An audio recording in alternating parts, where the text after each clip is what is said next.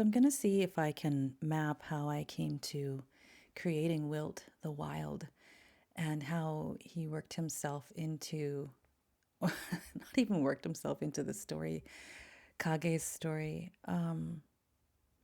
but how all of these synchronicities wove themselves together to become the story that it was becoming, I guess. Or I don't know. I don't even know how to put this like into words, but let me try.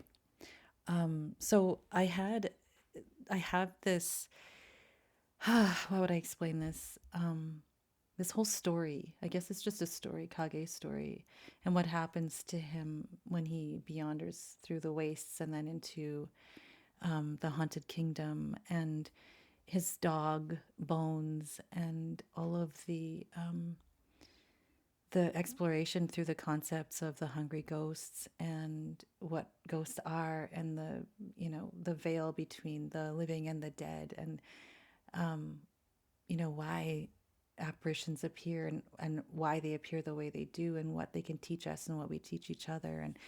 And and then I had him encounter a Merlin. And so I've been taught actually through some other people's insightful and I think very wise and mystic teachings that Merlin isn't just one character. And like a lot of us are, maybe all of us, it's a lineage of Merlins, and so that embody this kind of shaman, wise man, borderline a little bit, off or seemingly crazy, but because of this connection between, all of these planes of existence, I suppose.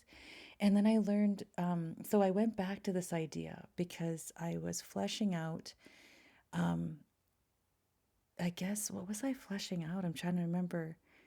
Um, oh, what character meets another character that, talks about death and laughs at death and says, well, I've died many times.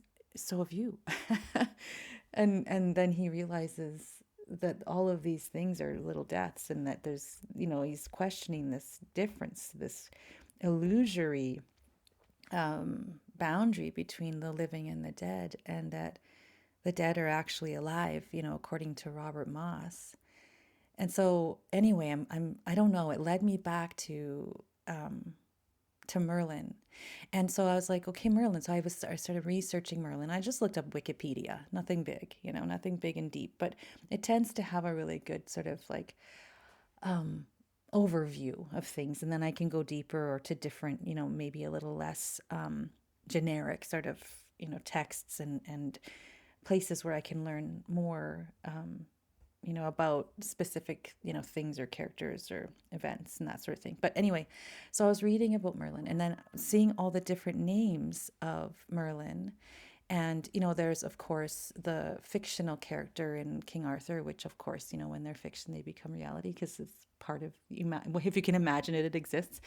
And then also like that Merlin was called Myrddin or the Merlin, and was also connected to the blackbird because that's what Wyllt means. And so Wyllt, or no, Wyllt means the wild, and the blackbird, Merlin actually means the blackbird. And so I was like, whoa, wait, okay. And then I was looking up, and the song just kept coming to me and coming to me. Blackbird singing in the dead of night, take these broken wings and learn to fly.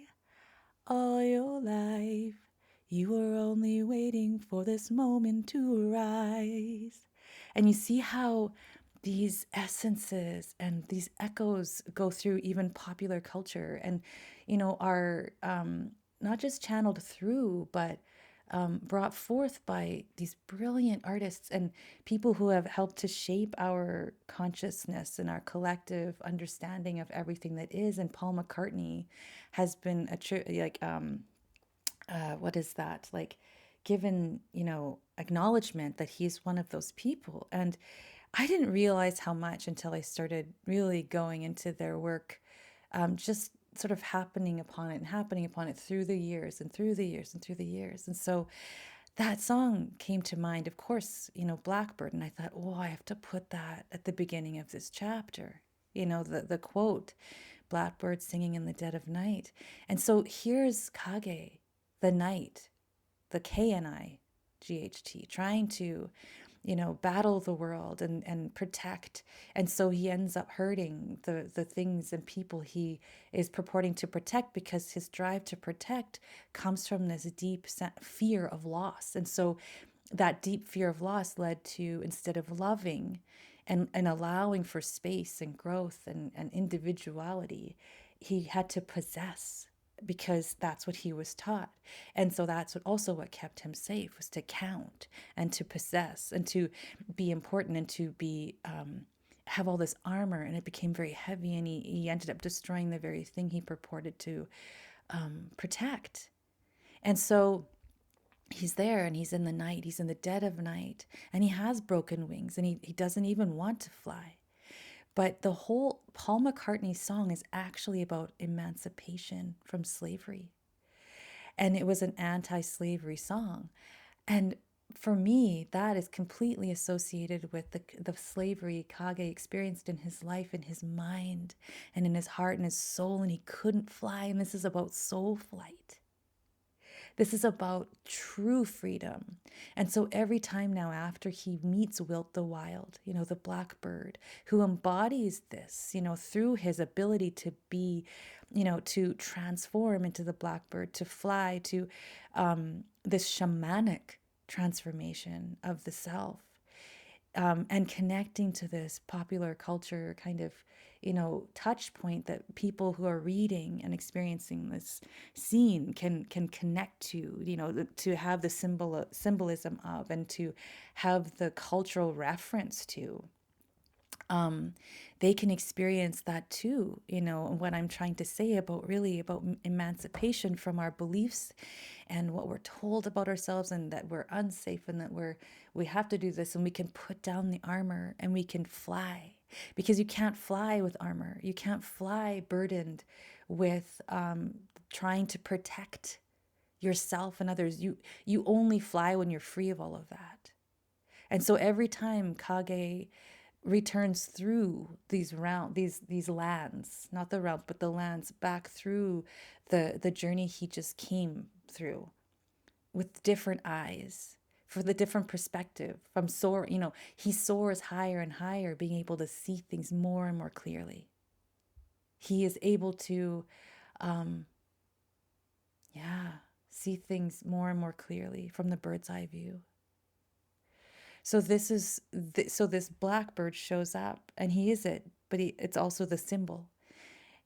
With every moment that he remembers, recreates, re-knows, examines, all of those things that he's doing, he's able to fly higher and higher and see more and more and more of the truth of his own freedom. The truth that he learns is his own freedom. I'm fucking learning that just as I'm talking.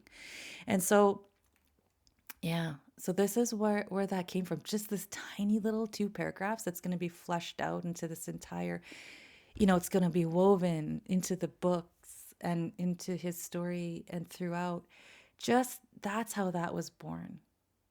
And so right now, one of the chapters is called Wyllt the Wild. And that essence is the truth that comes from that character and this experience, and the blackbird is freedom.